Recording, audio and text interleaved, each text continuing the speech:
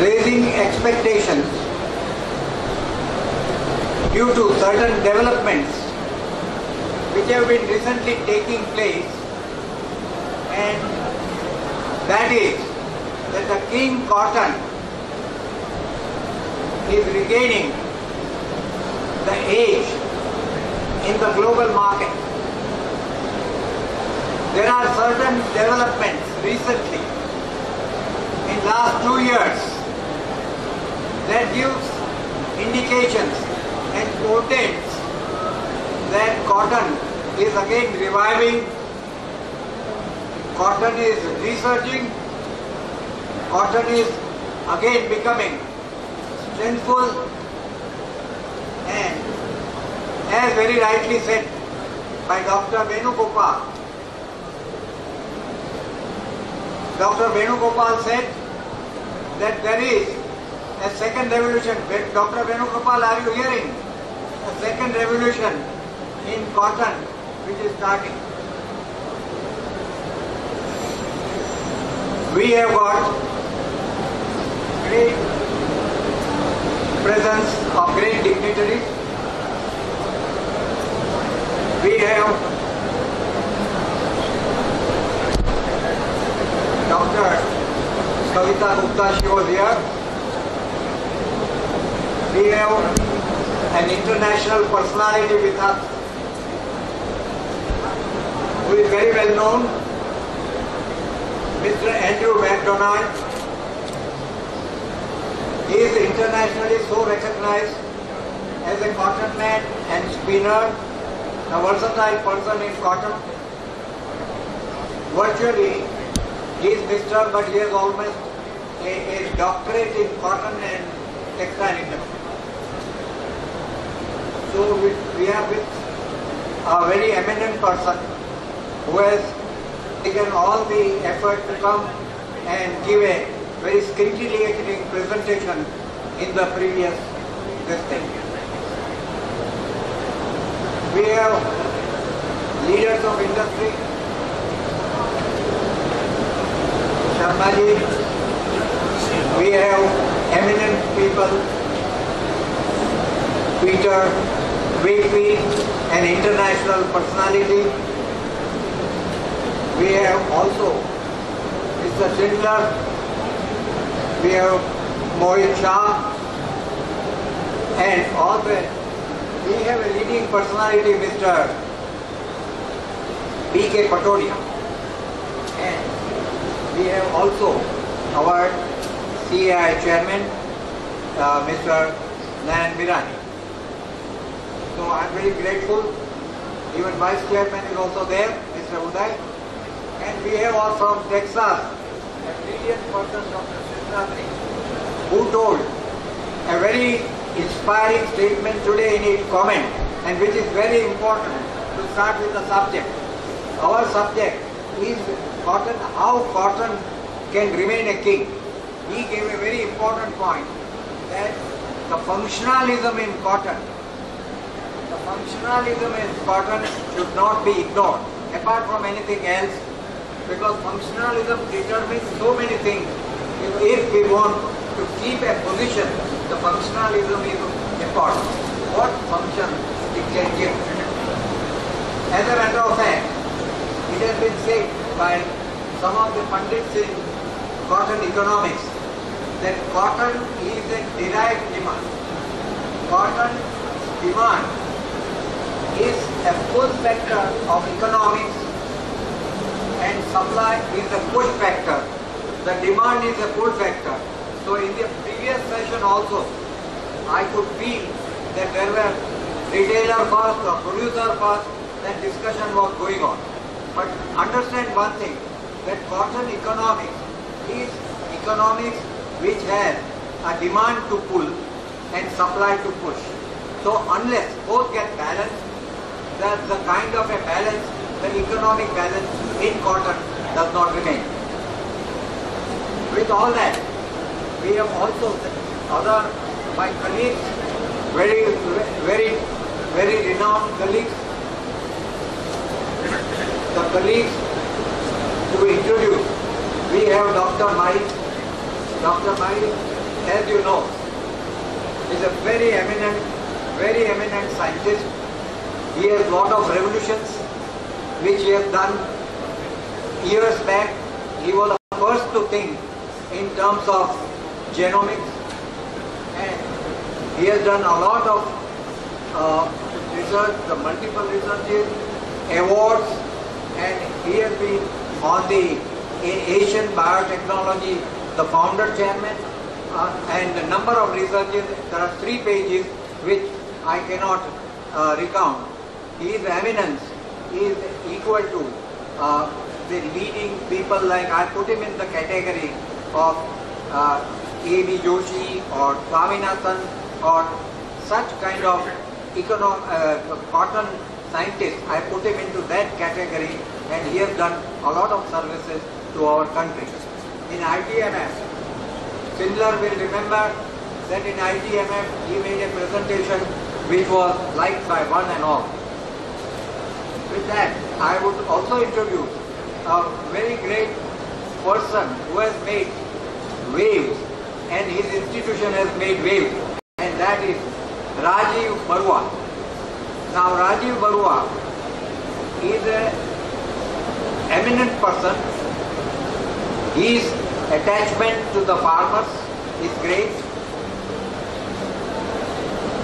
Best Cotton Initiative is the organization which he heads, and the organization is making waves and goes deep into the point. Years back at the ITMF, when the first BCI was discussed and brought in by, I think, Andrew McDonald, at that time we understood that this is the name of the game for the future, and not only the organic cotton but best cotton initiative is the answer, and the resource economy which the institution gives is remarkable, and simplify science to the farmers is the important photo they give. Then we have Rebecca Pandol. She is an economist, statistician, but she has also done a lot of research, lot of forecasts, lot of difficulties with which cotton passes, constraints, etc., etc.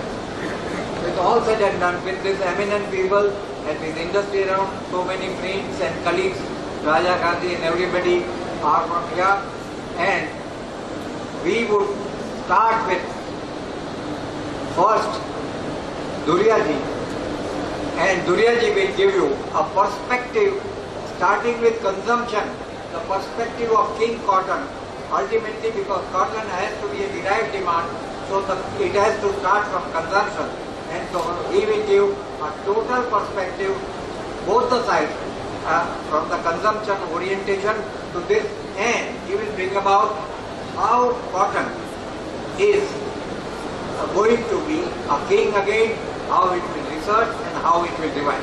Thank you, Duryaji, please come.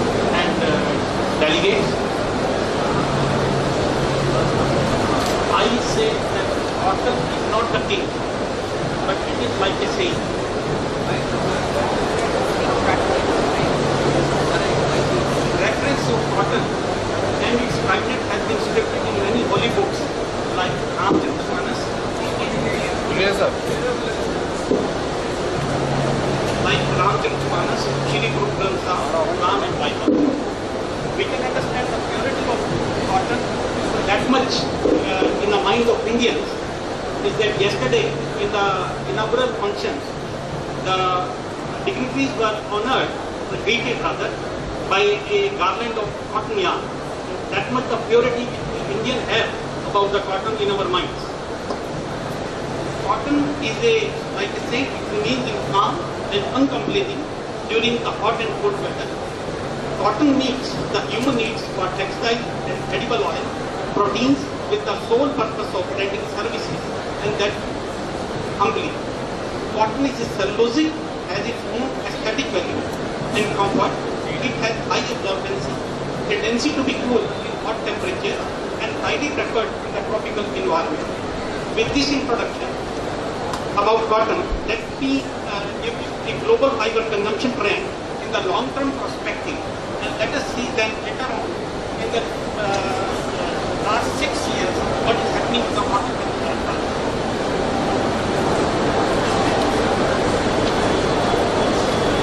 Global fiber consumption in 1990 was about 44 million tons, and it has gone up to 101 million tons in 2016 with a growth rate of about 3.3% per annum.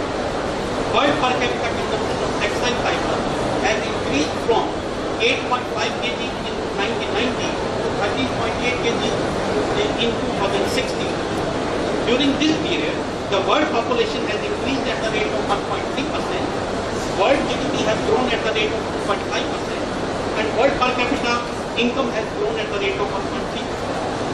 To some extent, the consumption of textile fiber has a strong link with the per capita income. Cotton consumption in the world has increased from 18.6 million tons in 1990 to 24.2 million tons in 2016 with a growth rate of about 1.1%. During the same time, the consumption of man-made fiber in 1990 was 18.55 million tons, which has gone up to 71 million tons with a growth rate of 5.5%. If you look at the percentage share of cotton, which was 42% in 1990, it has dropped to 24%, whereas the percentage share of man-made fiber, it has increased from 40 to 70%, whereas the polyester consumption, it has gone up from 16 to 53%. The percentage share of other natural fiber has dropped from 16 to 6%. If we look at the India fiber consumption, right? I am just touching the one slide. India mill fiber consumption in 1990 was 2.7 million tons, which has increased to about 10 million tons in 2016 with a growth rate of 5.5%.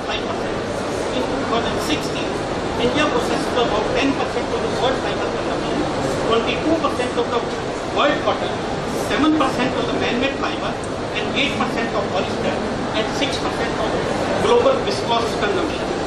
During the same time, cotton consumption in India, it has increased from 1.9 million tons to 5.3 million tons with a growth rate of about 4%. At the same time, the consumption of man-made fiber has increased from 700,000 tons to 4.8 million tons with a growth rate of about 8%. Percentage share of cotton in India has reduced from, during this period, from 61 to 51%. Percentage share of man-made fiber, it has increased from 36 to 47%. Percentage share of polyesters, it has increased from 26 to 41%. Mainly drop, it has happened only in other natural fibers from 3 to 1%. Now I am skipping some of the slides which has already been covered in the previous session, that is covering about the world area under cotton, yield, production, and comparison of yields, etc. I am focusing on the world cotton consumption in the last six years.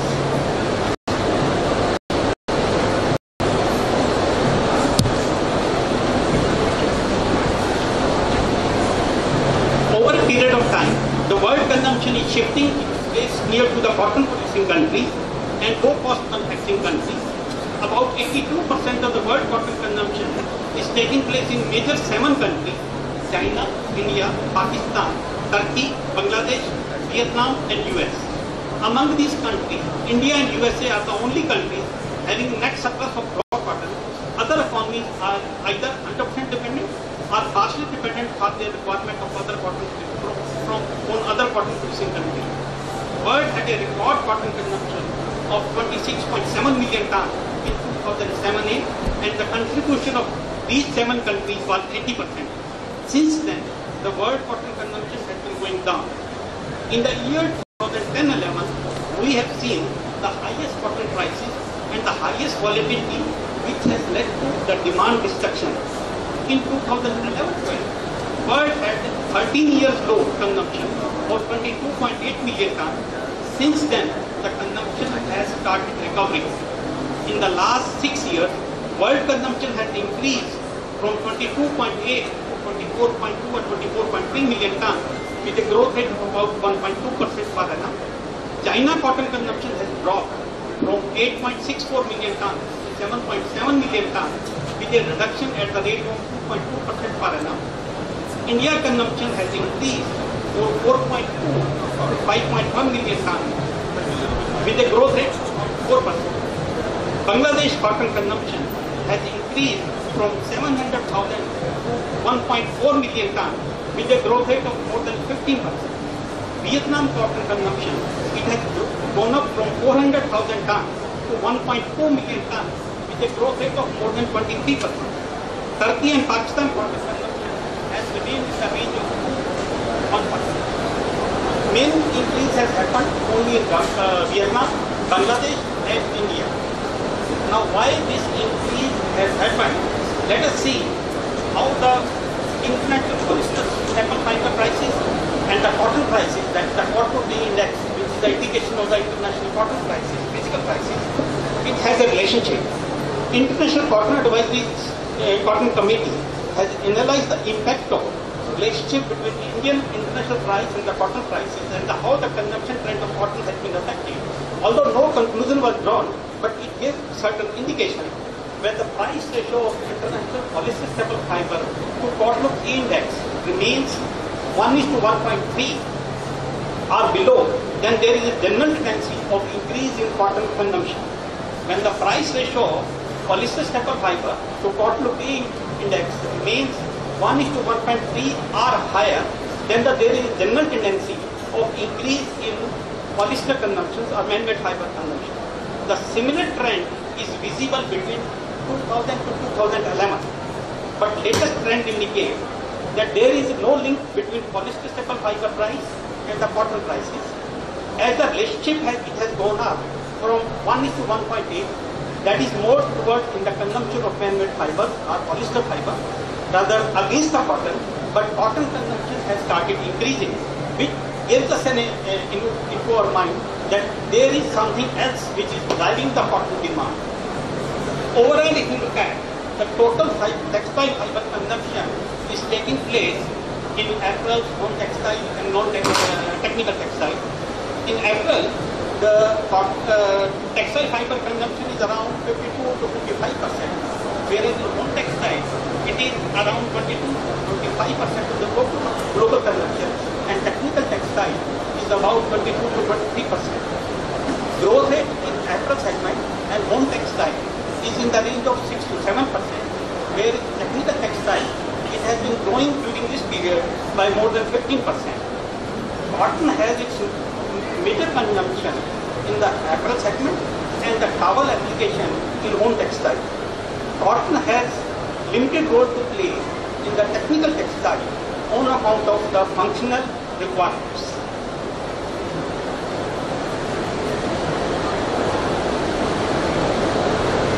Now, even by that, now let us look at then what are the factors which are driving the market. I am referring to a study which has been done by the Global Lifestyle Survey conducted by the Cotton Corporation USA to understand the consumer apparel shopping habits and their fiber preferences in the developed end of the fiber content in the apparel. Going by the study, 95% of the consumer in Italy, 86% in India, 85% in Brazil, 83% in China said that the fiber content is the most important factor that influences their purchase decision. Then increasing, what is the second observation? What is the consumer preference? Which fiber is the consumer preferred fiber? Survey also reveals that the consumer preference is towards the natural fiber. Consumer around the world, besides considering quality, color, price, style, durability, and finishes, the most important factor which influence their purchase, they have developed strong preference for the natural fiber content in their clothing. 93% of consumers in India, 92% in Italy, 82% in UK said that they prefer cotton or cotton-related clothing. 81% of the global consumer said that the cotton and the cotton trends are best suited for the today's fashion. We can look at the preference from other way around, that which fiber is the least avoided fiber. Cotton is the least avoided fiber as per the study, whereas the most synthetics are high on the list of fiber consumer avoidance. From cotton attitudes point of view, the study says that the 96% of the consumer said that it is comfortable and soft. 92% said that it is natural. Farming is producing very less greenhouse emission, which is 4 kg of CO2 per kg of cotton which is being produced in comparison to 8.9 kg of CO2 per kg of polyester fiber production. If you compare the energy consumption per kg of field to the fabric, energy used in cotton is 46.4 megajoules per kg of the cotton fabric. Energy used in viscose is 192 megajoules per kg of the viscose fiber. For polyester, it is 217 megajoules per kg of 100% polyester fabric. For nylon, it is 342 megajoules per kg of nylon fabric. The similar observation has been observed in Cotton Incorporation, USA, in their latest study on the cotton life cycle assessment. Going by the survey, considering cotton attributes, environmental friendliness, consumers are ready to bear more cost for the cotton dominant fabrics. Then there is a market opportunity. There are market opportunity for the cotton, where synthetic dominate but consumer would prefer cotton. Various advanced properties like where the Under Armour, which built its brand on synthetics with the slogan that the cotton is the enemy. Cotton Incorporation worked with the brand Under Armour to introduce moisture management in the lines of the export sectors, which later became the brand's best-selling lines and resulted into the cotton demand. Other than these observations, Cotton Incorporation, we feel that the apparel segment, the growth of the casual clothing is increasing. As in casual clothing, the preference of consumer is more towards the natural and comfort clothing. This could also is not only the giving consumer that they want, but also showing that the planet is their responsibility. All brands like Nike, Levi's, C&A, John Levi's, Puma, and many others have realigned their strategy with 2020 or 2025 vision for shifting their complete or defined percentage of the product range to the sustainable cotton. The most successful program under about 12% of the global cotton production and targeting achieving 30% of the global cotton production by 2020. There is another program initiated by Cotton Incorporation, USA, that is the Cotton League, and is committed to responsibly produce cotton through national and international efforts that are focused on the natural environment, best practices, and traceability. Many brands like Vita, Massey, Carter have become partners and are committed to reduce carbon footprint, energy conservation, and fresh water consumption. Many other programs and brands are working in this direction, which Mr. Durga will be able to tell us better. Then there are challenges for cotton. The first one is the economic viability for the farmer. We are focused on many opportunities on the consumer preferences, which are leading to increase in the cotton consumption. But certainly, cotton is not only facing challenge from increased synthetic consumption, but from the competing crops, and also facing challenges for its own long-term production, sustainability, and improved quality specifications. Rising cost of production is serious threat to the farmer income and long-term production sustainability of cotton. Continuous better farm practices, use of agro-technology, including the biotechnology, need to be adapted. Breeders and researchers need to work with the farmers for improving upon the world average yield, which remain range bound from the last many years. It is important for the stakeholders to support rapidly evolving technologies, like in the area of crop improvement for the plant architect, pest, disease, herbicide resistance, drought tolerance, and the fiber traits. Certain innovation like possible-free seeds to eliminate toxic presence in the highly protein edible oil extracted from the cotton seed, and the use of high-level technology for better utilization of cotton stock for biofuel, biochemical, and footprints will create more value for the cotton economy and will make the cotton cultivation better placed against the competing crops. There is also a study done by Shri Suresh Kotakti, Economics of Indian Cotton, highlighting the fact that the component of cotton is Kamdhenu and has vastness of opportunities to be sized and seized. Then challenges for all the stakeholders in cotton value chain, use of adopted technology in seed as well as the ginning machinery will result into the improvement of ginning outcome, less trash, less contamination, improvement in HPI parameters so as to have a better spinning efficiency, better quality yarn suitable to work on the high-speed looms for better weaving efficiencies. Continuous improvement in manufacturing process across the entire textile value chain, moving aligned with the latest technology so as to make efficient utilization of water and energy. Then in cotton, there is a concern of weather concern. Erratic monsoons always pose great challenge by increasing doubt about the right cotton production numbers. Then volatility in cotton price, participation of hedge funds in cotton leading to the price volatility and loss of controls from the hands of immediate stakeholders. Then role of the brands. At the front end, brands and the consumer have to re-energize and re-engagement so as to able to earn the USP of cotton and make it more attractive for the value chain. The consumers of today is open to experimenting new fibers with factors more to appeal to him in terms of either economic benefits or product attributes. Same has been recognized by the brands and the fashion and have started catering to it by the expanding their profits.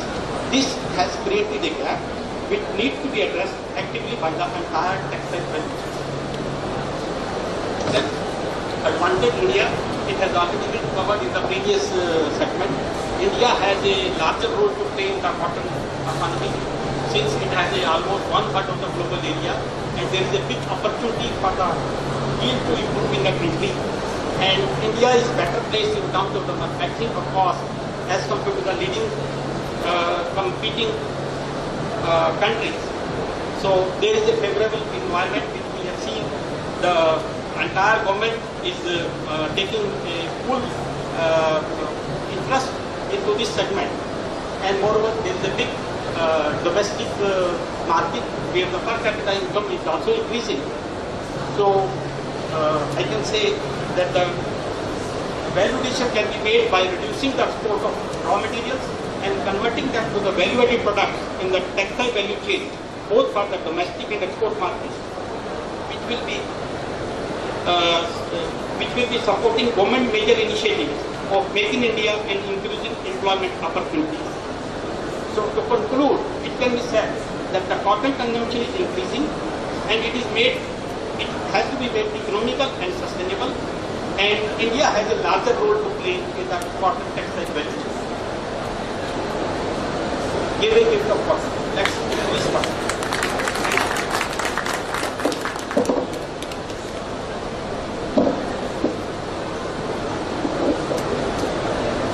Thank you very much. It was a very good discussion on the perspective of cotton, how cotton can research and how cotton can revive and get the position of as a kick. Now we will have Dr. Mai, who is already introduced, to give you his perspective on how king cotton can revive and how king cotton can research.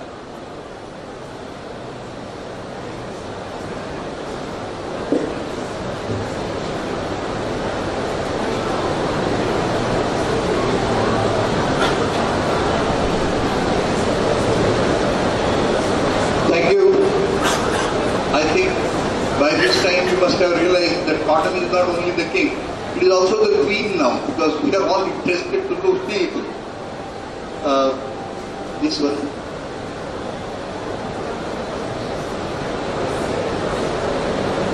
Friends, why we say it is king? Mainly because of the fact that I think a large number of people in India are dependent on cotton.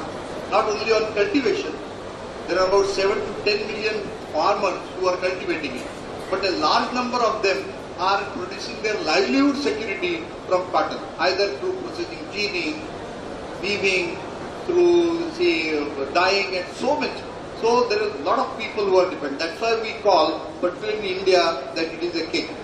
Now the uniqueness of cotton has already been said by my colleague Dr. Venugopalan, who has said that we have all kinds of 4 species and we have diverse practices for cropping system, but we have a robust, what we call it as a value chain, providing employment to really 50 million people. I think that is very important. Why I say now cotton we only look from the point of view of only fiber. No. Today, if you see the diversified use, cotton seed is producing almost 125 lakh tons of 12.5 million tons of cotton seed oil every year. It is the stalks are being utilized, linters are being utilized, hulls are being utilized, even the meal is being utilized. So the farmer can really get benefit out of all these things. So cotton in the past, I think my colleague has already said that we have a very rich experience of growing cotton. And cotton trade to Britain actually began in 1640 through Calicut. That's why we call it as Calicut. India was the largest exporter of actually textiles. And Deshi cottons were predominantly grown in this country. Now we have changed over the years. The post 1947, there has been a tremendous improvement in quality. And then we have also introduced hirsutum. We also have barbadans and so many other species where we can have a prominent. Now this is a very important slide which I have been always telling, that if you see the technology behind cotton improvement, I think this is very important that every 10 years there has been a sort of major change that we have brought in the productivity. From 1952-62, we have increased it by introducing from replacing arboreum to hirsutum. Then we have a quality improvement. Then we have a hybrids. My colleague Vedugopal has already shown you a big graph where it has already been shown. Now what is important today is the phases of yield stagnation. This is very characteristic of Indian cotton that every 10 years you will find that there is a stagnation. And that's why I have put up a graph how this has been stagnated over the years. I think this can be more clear from here, that how the yield was stagnated between these periods, between 1951 to 60, 61 to 70, 71 to 80. Now in 2004 onwards, we have improved the yields to nearly 500 kg per acre. But as I think Venugopal has rightly said, now in the last 8 years, we are again stagnant. And we need to have a lot of change in this particular situation. Now how to break this stagnation scene?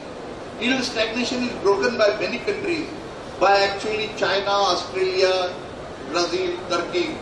This was achieved mainly by biotech mode, water management, micro irrigation, mechanization, IPM, INM and use of technology. One thing is very clear, unless we do research and unless we support research, I don't think we will be able to improve or break this stagnation issue of cotton every 10 years. BT cotton era is almost practically over. Now whatever benefits we have already harvested, and as already said that there are now problems which are coming from susceptibility to peak bollworm. So can India regulate the ever expanding number of hybrids in the eco-based cultivation? I already said that cotton has been sometimes a victim of democracy in India. Anything, anybody, anytime farmers can plant it. And anytime, anywhere it can be harvested. Any cultivar can be grown. Any fertilizer can be given from organic to higher level. I think there has to be some, any pesticide can be used at any time of the cropping system. I think this is what is need to be regulated. And how did India broke the last barrier? Last barrier was broken because of BT cotton, perfectly okay. And it changed the cotton Indian scenario and we became quite. Why biotech cotton? Mainly because of the issue of bollworm. because it has stagnated over the years, and that is where we have introduced. And I think the same graph my colleague Dr. Vedugopal has already shown you how after introduction of Biticon in 2002, we have all of a sudden big jump in cotton production. But then there has been stagnation now. Now we are almost top 3 countries producing cotton in the world: US, China and India. Now future hope therefore lies. Now this stagnation has to be removed, and India has to make an edge in the international market globally, because we are very strong in cotton. But unfortunately, as I think Andrew has very rightly said, that we are missing links. Unless we have those missing links corrected, I don't think it will be possible. For example, cultivars suitable for high density planting, we have not been able to develop yet. Cultivars suitable for mechanical picking, not developed as such. Salt and drought tolerant resistant variety, not available. Gene mining of quality fibers, especially in Indian situation, or for strength, has not been done. And also Indian cotton can make really edge through these systems. For example, now we have a series of experiments which my colleague Vedugopal has already said, that is how the labor. People have said that, can you imagine that for one, a lady, particularly for picking cotton, it takes almost 8 to 10 rupees per kg cotton picking, and that too in a dryland area where the productivity is low. Punjab it is more because there is overproduction.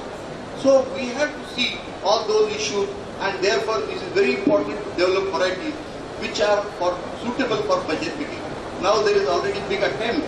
If you see wheat revolution is partly because mechanization in harvesting could occur. It has not happened in cotton, and therefore we will have to think over how do we replace labor in cotton. Same thing is, though we need high density varieties which will mature at one time. That is what Brazil has succeeded, and I think we have time that we should be able to do it. Now high density planting, a lot of experimentation has been done in India, and as I said, that we are sure that it can function. But only thing is, as my colleague has said, we need varieties which are suitable for high density planting. And that process is still going on. I think the next revolution will come only with high density planting and also with machine picking in Indian situation. Now we have a lot of GM crops to scare in this sector. We have talked only of bollworm, but can we do also for aphids, for jacids, for thrips, or for all sucking pests? Yes, it is possible. So genomics can work and biotechnology can come to the rescue. Can we we already in India, but unfortunately there has been a problem overall problem of GM introduction, and today farmers are spraying herbicides. They are using technology, but unfortunately, and we are now almost having ready material, and we are in the process of testing it. Hope that Indian government permits some of these GM crops, in particularly for cotton. Now, for example, we can even introduce silkworm fiber into cotton, and through this spider silk, 5 times stronger than steel, can be introduced in cotton, and then cotton can compete with any of these artificial fibers. It is such a wonderful thing, but we need consistent research in this area. Genes from spider, bacteria, spinach, they can improve the cotton fiber trade. And also we have cotton seed for use in human nutrition by a tissue-specific reduction of toxic gossypol. This work has been done by an Indian in USA, and I think we can really do it. Developmental aspects of cotton are very important to keep up the growth trajectory in the global market, which we have built over the years. Some of the critical areas need attention. Can India do it? Regain the trajectory? Yes, it can. Grouping of cultivars based on quality and then permit them to be grown based on ecoregion. As I already said, we have several thousand varieties and hybrids. But unless we make them in groups of quality and grow them ecoregion-wise, have some regulation in cultivation, I don't think it is possible. Formation of group farming, a concept. In America or in Brazil, like Andrew has very rightly said, that they have 10,000 hectares of land in one farm. Here 10,000 hectares are with 1,000 people. Why not 1,000 people come together for cultivation of one cultivar? That is what we call it as a group farming. It has already succeeded in many crops, but in cotton, unfortunately, it is happening. And I appeal to the industry people that this is possible. You come forward, and I can give you farmers who will do everything. And I think this is the only solution for really removing everything. Formation of group farming, following the allied practices for FMG, identification of areas for ELS cotton. Because we are trying ELS cotton to grow in Punjab, Haryana has no use. ELS cotton has to be in Tamil Nadu and parts of Karnataka and Andhra Pradesh. So there we need very good variety. Regaining the edge, utilization of Deshi cotton, short staple cultivar for absorbent cotton, surgical, denims, technical textiles, mattresses. We have tremendous scope. 20% of Indian situation must be under Deshi cotton. I think that is a very good composition. Not everything under American cotton. Deshi means arboreums and herbaceum. 60% area being rain dependent, the choice of cultivars to rest with short duration, better harvest index and high GOT cultivar. White gold must be sold as gold, not as black gold like iron. I find that the way I think Andrew has shown how it is stored in market yard, how the geners are mixing it, how this is packed, there is no labeling, there is no control, and I think that is where we are already missing the bus. Indian bales have to be standardized in respect of uniformity, quality, identification, labeling, and traceability issues to attract world attention. India cannot develop by isolated effort, but need collective action. Our superiority in organic cultivation has yet to be fully exploited. Needs a mission approach to fetch a better market price. And ITFF has already placed cost of Indian textile at second lowest position in terms of spinning, knitting and weaving cost. Should we not have advantage of sale in world market? Continuous R&D efforts are needed to establish Indian brands. It's time that we must make up this sector to be competitive. India was the leader in the global sector. India is the leader, and India will be the leader in fabric production and textile technology. Let's attempt once again to be the world leader. We all know history repeats itself with the time. As we have seen, King Cotton comes back in Indian Express. And I think this is very important. About 3-4 days ago, the article has appeared in Cotton is Cool. As he said, cotton first. My minister has very rightly said, cotton is cool. I think these two messages, cotton first and cotton is cool, can really dominate cotton and suppress all those synthetic fiber goods. Thank you very much.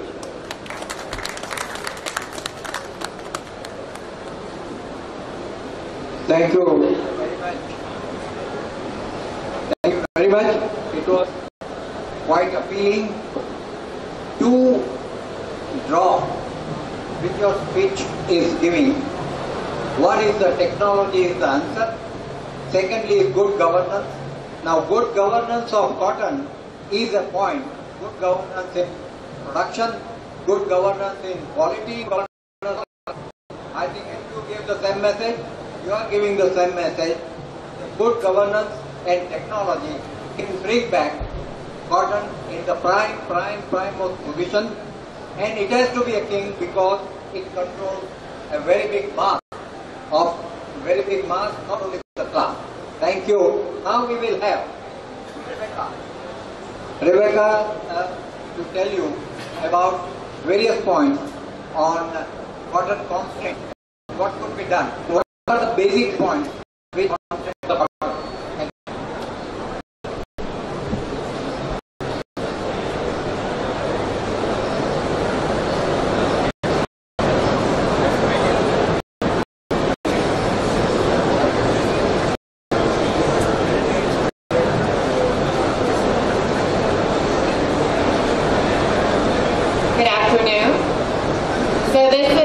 Looking at the very long-term world cotton production and consumption. So you can see this is coming out after like the 1940s. There was a slight downturn during World War II. But then after that you see a very steady upward trend in both production and consumption. It grew about an average annual rate of 3%, all the way up until the last 10 years, where you can see a lot more variability, both really large increases and also very large decreases. Despite that, though, in the last 10 years, both production and consumption, the rate of growth has actually been slightly negative. Part of that's because after the global recession, the mill use dropped, and even though it had some increase, it still hasn't recovered to that pre-recession level.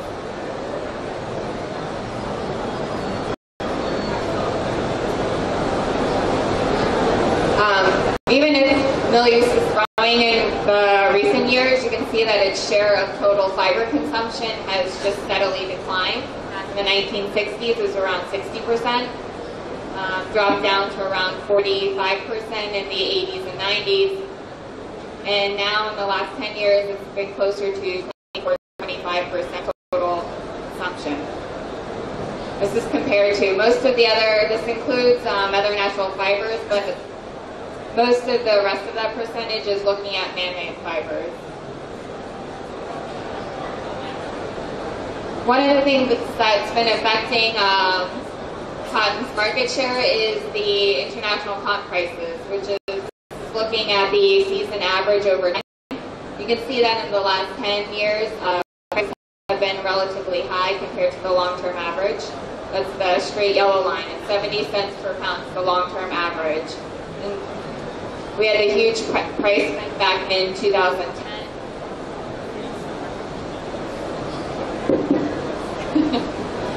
Prices fell, but even at the lowest point, 2014, 15, and even 15, 16, prices weren't really that low. They were 50 cents. They just seemed very low because prices have been closer to 80 to 90 cents. And in recent season, we've been averaging 82 cents per pound. It's relatively high given our market situation, and the two green lines very end of season, our forecast is it could probably be anywhere in between. It could be well below or still above the long-term average. We don't know. One of the other factors in life that is the volatility in the season. Just looking at volatility from 1975 up through 2050. And that's basically the difference between the maximum price compared to the season average. Obviously, one of the largest was in 2010. However, despite the fact that prices seem very volatile, there was actually a very steady period, and that was when China was stockpiling its cotton. Because during that same time period, it was buying up all of the excess production, and it kept prices around 80 to 90 cents. However, after that policy ended, that's when we had a huge drop in prices. So you can see at the very end of the chart that there was a much greater variance. But that volatility is something that concerns buyers of cotton, and one of the reasons that polyester is preferred is that the price has been relatively stable compared to cotton. So speaking of polyester, one of the big things to know is going to affect how we are going forward is the fact that China has become the largest polyester producer. And in fact, it dominates. So you can see it's the chart in pink. It did not produce compared to some of the other competitors, and now it's around 60% of the market, 60 to 70%. So, and because they're such a large producer, the price of polyester tends to be dominated by what's going on in China. Which, looking in this chart, so the top part is the domestic cotton price in China. The middle one is the international cotton price, the Outlook A index, and then at the very bottom is the polyester price in China, which you can see that it's significantly lower than cotton, particularly in the last two seasons. And part of that has to do with they've just overproduced polyester in China, and And that goes back to the fact that they have both direct and they have a lot of indirect subsidies supporting the polyester sector in China. They do have some for cotton, which is also why their cotton price is relatively high. But within China, there's a lot of competition between the polyester and cotton. And they kind of reflect is that over time, polyester market share in has grown significantly, and that just has to do with the fact that it's just a lot cheaper to use, particularly for China compared to the domestic cotton prices. One of the other constraints is just like in India, the average world lint has actually been very stagnant. There was an increase in the late 90s to early 2000s, but then in the last 10 years it's been pretty flat, and there hasn't been a significant increase over time. Which is important to keep in mind, because if we want to compete with polyester, at least to some degree, or at least have a better price for cotton, as others have noted, yield needs to increase. Because right now the cost is not producing a good return for farmers. We're putting a lot of money into inputs, not getting as much out with the yield. I don't really have a lot of solutions. Maybe one of them is keeping in mind, because China is such a big player with polyester, it's something that going forward it really needs to be part of the discussion, particularly because China is also, it has its own cotton. It's the second largest producer of cotton. It's the world's largest user, at least at the spinning bell level. They consume around 7.5 million tons, with India as the second largest, around like 5 million tons. So it'll take a while, I think, until India catches up to China. So for now, they're still dominating, at least at the spinning level, both in man-made and in cotton. The other thing to look at, and I think others have addressed, is how do you improve world yield? Because if production doesn't increase, which will probably be mostly through yield, as there's a lot of competition now for food crops, there's not going to be enough cotton to use if we were to have a sudden surge in consumption and it continued to grow as it did at a fast rate. I guess that concludes.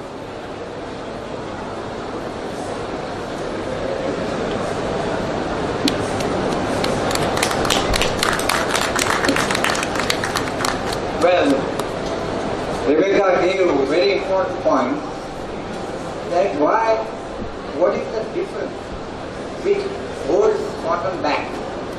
One important point is the price differential which has been asserting itself, the price constancy, stability and lower prices of polyester on an average, and even the volatility in cotton prices makes it little difficult at times to make decisions, and that is why it does affect the consumption factors.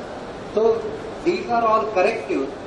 There are of course correctives now available for the agricultural production in form of price risk management, but most of the people find it very difficult to appreciate that point. But anyway, on its own merits also, as other speakers have said, cotton can assert itself on the point of fiber attribute, and reducing also the cost of production could be another answer. And that is where we have scientists and economists and social people, PIC, Rajivji Barua, to answer how the cost can be reduced, how the cotton can be made attractive, how the cotton can be made green, most payable to the farmer and most wonderful thing for the industry. A detailed scientific great analysis will be made. Actually PIC has made waves and they have affected the fortune of lot of farmers, the ecosystem, the social work, as well as the consumption patterns of the industry, and they are also great advisors to the retailer. So here we have Rajiv Barua.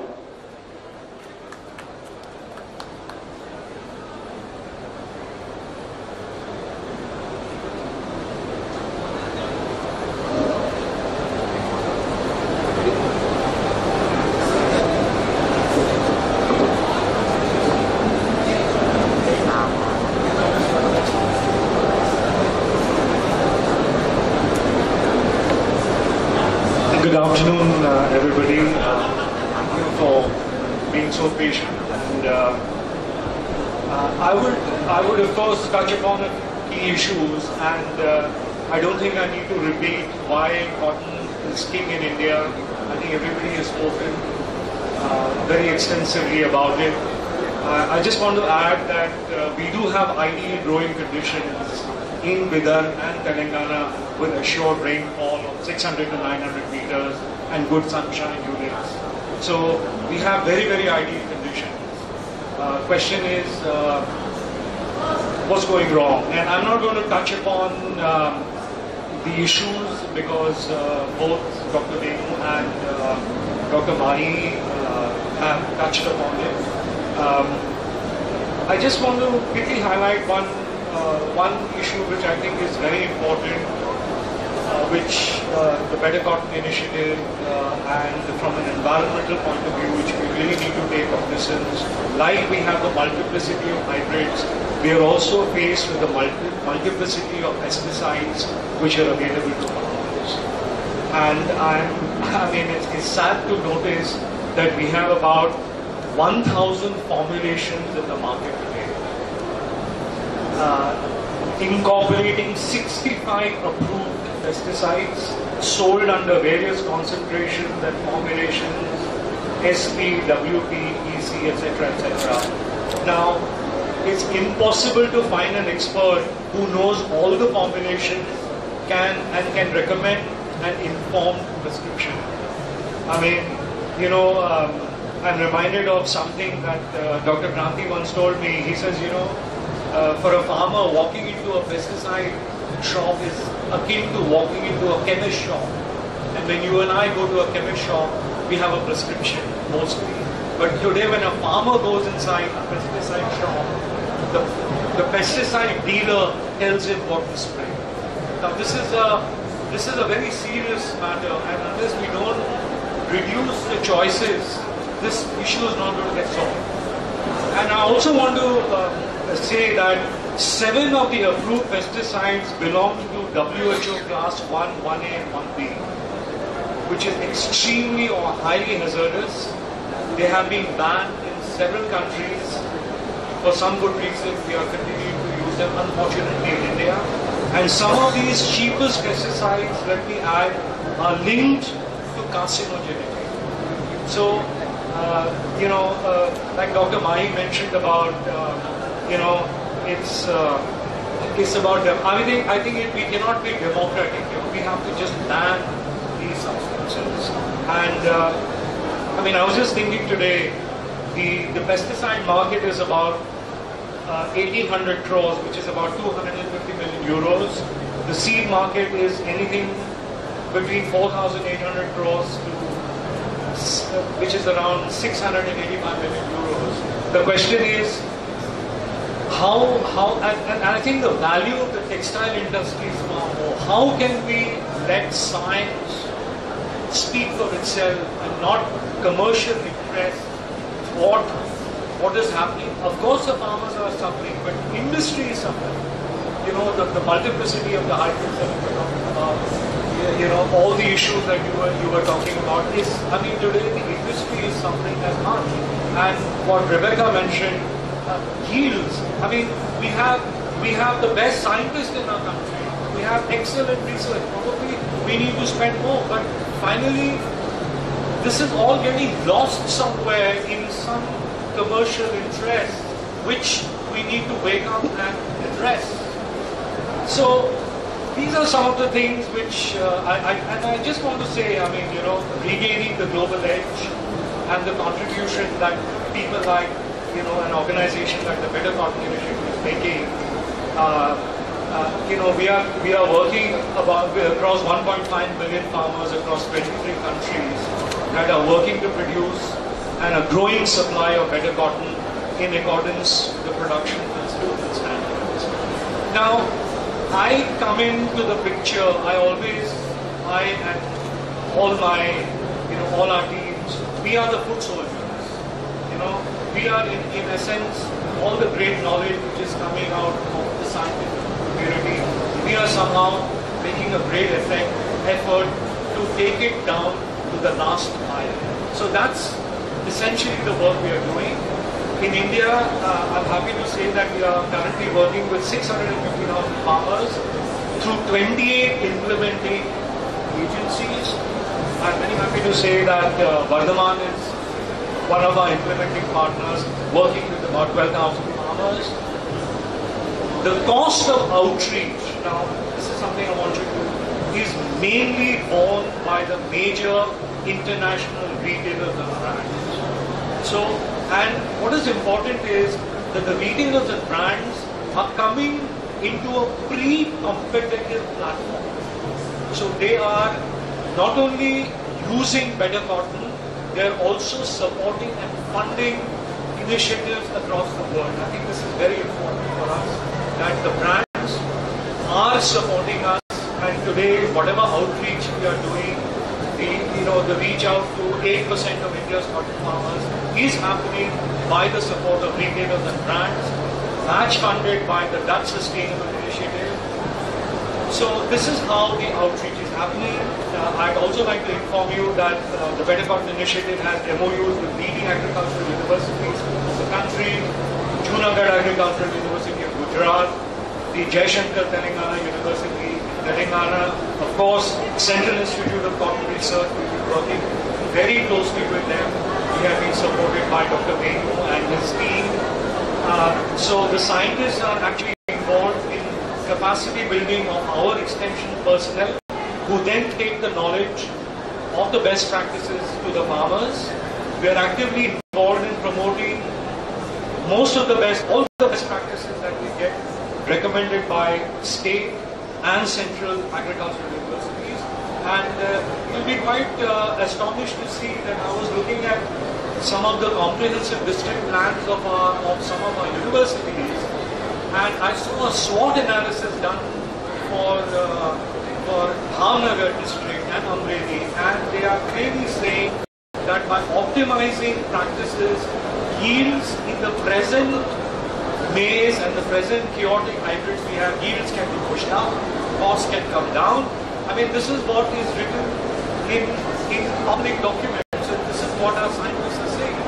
Now, the question is, who's going to build the camp? And just today I was asking Dr. Mai, how many cotton scientists are there? He said there are 175 scientists. And how many farmers do we have? Today, Dr. Venu mentioned 10 million farmers. So, who is going to build the camps? We may have, of course, regulation will make a big difference. You regulate the environment. All these things will make a big difference. Now, I just want to quickly say that in 2015, the Better Cotton farmers achieved kgs per hectare, 9% better yields as compared to our control farmers. We managed a 20% reduction in pesticide consumption, 20% reduction in consumption of fertilizers, which resulted in a 23% higher profits for Better Cotton farmers compared to control farmers. We are not claiming that we pushed the national average by 10%. We are not claiming that. Now, I just want to, a couple of things which I've been listening to. For instance, Mr. Schindler mentioned about how cotton's name is getting bad. And actually, we don't realize that cotton is classified as a xerophytic crop. It's supposed to be grown in deserts. Unfortunately, it's the kind of cotton that we have been growing which is giving us a bad name. So I'm very happy when Dr. Mai mentioned that 20% of the area in Indian cotton should be under herborium. I mean, it may not be, it may not be perfectly spinnable, but today for the farmer, he needs sustainable options. He needs cotton which can come under drought conditions, which can be grown under difficult conditions. So I think these are very important. And one very quick point I want to mention about the whole debate between hybrid and varieties. And I think what is very important, and which I have learned from my mentor, Dr. Venu, is how how early sowing can make a big difference to cotton seeds. You know, I've learned from my Maharashtrian farmers, they say dhul pepri. Earlier when the seeds were cheap, farmers could risk sowing 15 days before. The advantage of sowing early is crop matures with the onset or with the tapering of rainfall, and farmers can get money. So seed prices today have to come down. We cannot have, I read a report the other day, it says 20 paisa is the cost of one seed today for the farmer. And the farmer waits for a good rain and he's graining his sowing. We already have very long duration cotton which we have been promoting and breeding. So you already have long duration cotton, you sow late, and the result is your yields are dropping. So simple things can make a very big difference. And I just want to end by a quote by Keshav. Please tell him that he's remembered in India, although he's with you. Policies must be developed to simplify input choices with good sense, keeping the simple farmer in mind, so as to enable him to follow the best package of practices to obtain best possible yields with low input costs in an environmentally compatible manner. Adding hundreds of new hybrids and insecticides formulations will only complicate and confuse everything. Thank you very much.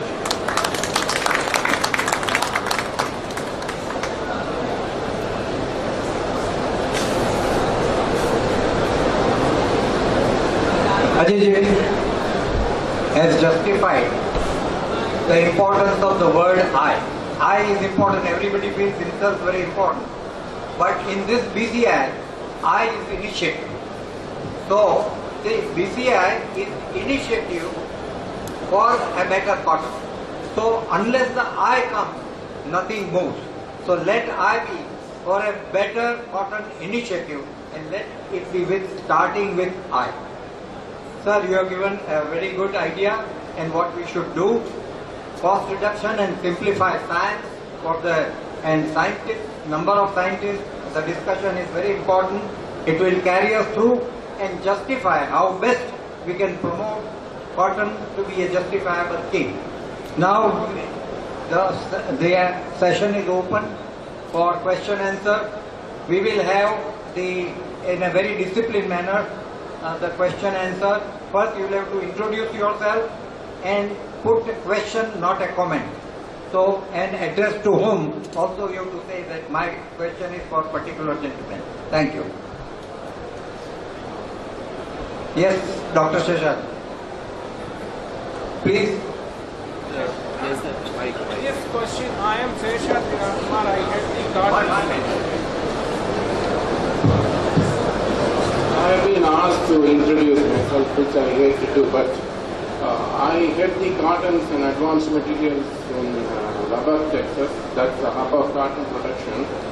The question is to this gentleman on better cotton initiative. One of the things which US cotton growers do is during the active planting season of May to September, weekly, bi-weekly, they bring a bit of people both from production, agronomy, all the way to the marketing people like those in CAI to actively discuss not only the practice in planting practices but also what should be planned ahead for the next year in reaction to the market. As part of your Better Cotton initiative, apart from educating the farmers on the agronomy side, do you involve these people at the economic sense so that they know what to plan in a year to come? Because this season the pulses cost was high, so cotton came up in India. But that kind of active, comprehensive meeting right from the farmers all the way to the economic chain would help to further plan and thereby have a more coordinated effort in your planting. I do not know whether your PCI does it, but that may be a thing you could plan when dealing with the farmers at the grassroots. In other words, what you want to say, that what crop should be sown should be guided by BCI. Is that the point? It's a BCI, but it should be for a branding improvement program per se. Fine. I just want to add that we are not promoting cotton. Although we are the Better Cotton Initiative, we are only coming in where farmers are growing cotton. And today, the choice to grow cotton or not is finally taken by the individual farmer. We would love to get into that kind of an exercise, at least act as, help farmers to make informed choices. Now, we would love to associate with anybody here who can help us, because end of the day, working in rural areas, building capacities at grassroots level is a major challenge. We would be happy to plug this in. I think this is a very important question. In Indian situation, the problem of taking crop next year depends on what price he gets this year. And this is exactly a trap for him. This year, cotton area is going to be increased because last year they harvested, they could get between 5,500 to 6,000 price. And every year, last year they grew pigeon pea, which totally failed in the sense in terms of returns. So this year they are growing lot of cotton instead of pigeon pea and soya bean. Okay. Now this year they will fail. So next year they will reduce cotton. This is the cycle. Unfortunate part is there is nothing like future trading in cultivation. This is all going on based on the present tense, and that is a big problem. In spite of the fact that there are warnings given to the farmers, they go there with their own experience. That is the problem with it. And that's why their profitability is reduced mainly because of that. Now those farmers who will not grow cotton this year will be benefited. Last year, the governments of Andhra and Telangana were discouraging farmers to grow cotton. But how much did they result? How much of their advisories were accepted by farmers? I don't have the statistics. Was it because of the government efforts the cotton area came down? Government encouraged cultivation of arhar. Yes. And they say you are not able to procure it at that prices. So it is fair. So that's why this Telangana government, the farmers are telling what you have told is wrong. You should have allowed us to grow cotton. This is how it is going on. Sir, listening to all the friends, I would like to put my point of view to this. It is very important. Basically, BCI is, in my opinion, a kind of a tool or a system technology to reduce the cost of production and optimization of resources for the benefit of total cost economy. They are concerned with optimization of resources, in other words, optimization of land, labor, organization, all kinds of factors of production. Optimization is their basic philosophy, and that is where they do the initiative, so that the total cotton supply chain gets benefited. Now about the risk and the kind of giving a guidance to the economic advice to the farmer, what crop we should grow. There we have to develop, and that is the responsibility of Cotton Institute to develop risk management, indexation and guiding factors. For example, in America, as you know, there is a CRB index. Now CRB index gives a guiding factor, and this is what used up. For example, United States Department of Agriculture, how they guide the farmers. In Egypt, they give certain guidance of the farmer. The question is, I am not criticizing government, but the question is there has to be assumption of more responsibilities by institutions and government. Now risk management, price volatility, risk management, I am very sorry to say, even today, most of the institutes connected with cotton do not realize importance of transference of risk to the system. What is VIDA? VIDA and all those futures contract has nothing else but reducing the risk to the system, throwing the risk to the system, but people don't want to do it. Another thing now about the MSP. MSP is a good point of government of India, and that is why still we maintain economics of agricultural products. So this is my view. A lot of work has to be done by institutions in right perspective, in consultation with the government. This is my answer to your point. Now, any other question, please? But put a question, not a comment, please, because comments take a lot of more time. Any questions? I think it is very clear. So now, anything? Anybody from industry?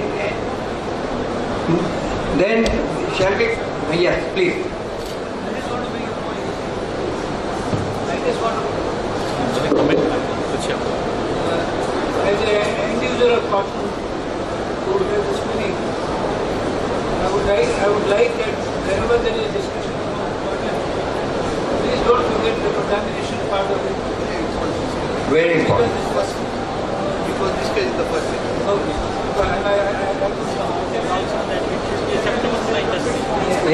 Actually, one point I may tell for the benefit of everyone.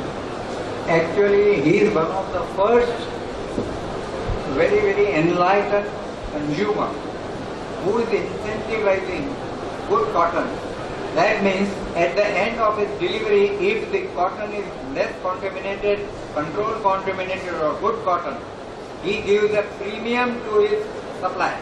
He is the only consumer who has set a trend that how to remunerate a good cotton supply.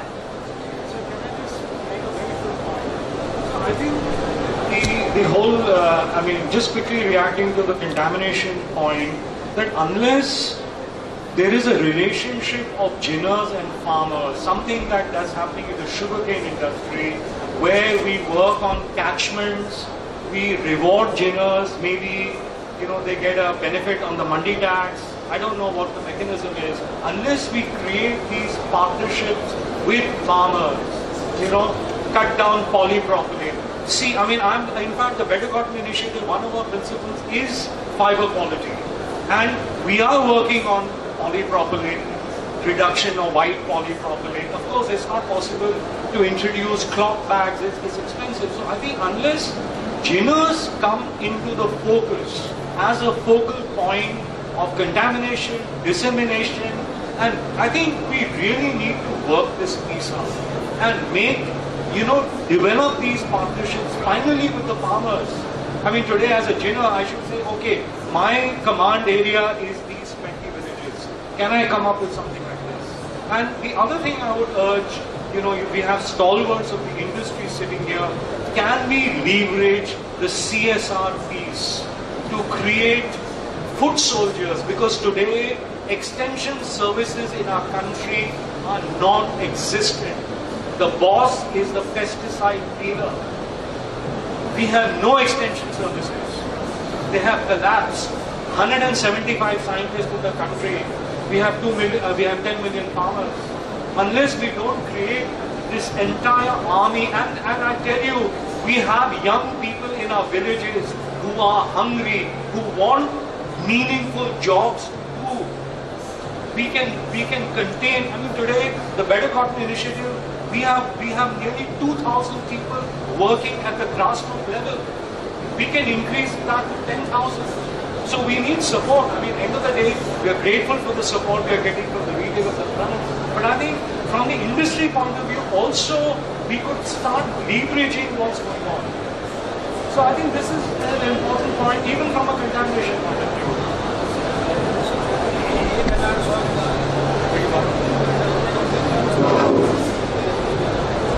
Hello Rajiv, you just raised a very pertinent question, but I will say that any time that we discuss cotton, unless there is a complete value chain, it doesn't have a meaning. We are today discussing who. There are few users are sitting and few knowledgeable people who are talking about it. But who produces cotton is the farmer. Who processes cotton is the ginner. Where are they? Unless that value chain is involved fully, then we have those kind of sessions with them. And also on the part of the industry and the government to incentivize the farmer on the one side. Industry should be willing to pay for a non-contaminated cotton an extra price to the dinner. Unless we sit together, we discuss everything in total, things will not. I have been involved for the last 52 years. We are all 50 years, 60 years old into this industry. This will not happen. So I think we have to work in a very integrated way, right from the scientists, to the specialists, to the dinners, to the farmers, to the users. If that happens, I think that's the day we should be celebrating. It's a king cotton. But I think today we have scientists sitting here with us. We have, an organization like us who's reaching out to the producer. We are connected to the producer. When Dr. Venu opened this said, what he's saying is right. That all must act in concert and all must act in cooperation. Without cooperation, there cannot be an operation. It has to be a partnership. And we have to start today. I think we are in the right moment. And I think we need to think that the moment is right. So the trend is set right. We are, Rajivji, in the right moment. Integrated way of movement and integrated cooperation all around with all the institutions, with all the universities, all those who are activists in cotton is the answer. And let us see, cotton, everybody has said, is a civilizational fiber, a reference fiber, a preference fiber, a benevolent fiber, democratic fiber, tolerant fiber, all kind of things. And even cotton has been compared to saint. It is a fact. Even yesterday our Prime Minister said that cotton has spiritualism. Kabir has said, even our Ramayana has said, cotton has a spiritualism. Actually, cotton is inherently a kind of a thing which is benevolent in nature, and it is for the masses and not only for the class. It has, but as pointed out here, there are factors which have to be tackled. One thing is sustainability, environment viability, cost, the volatility management, etc. is to be managed. And finally, this was a very fulfilling discussion, and I will end with two sentences. Cotton, King Cotton has not to be through a dynasty, but King Cotton is developing through its virtuosity. It has started. King Cotton is turning the corner, and let us end with the words which Andrew said. Let the cotton not be priced out, and let the cotton not be left behind. Thank you very much. Thanks one and all for listening. And now the felicitation of our distinguished speakers will be by our very distinguished. He is a cotton person, Mr. B.K. Patodia. He is both cotton person as well as the consumer, producer. He is a person immersed in cotton. So let us request him to do the felicitation. Thank you.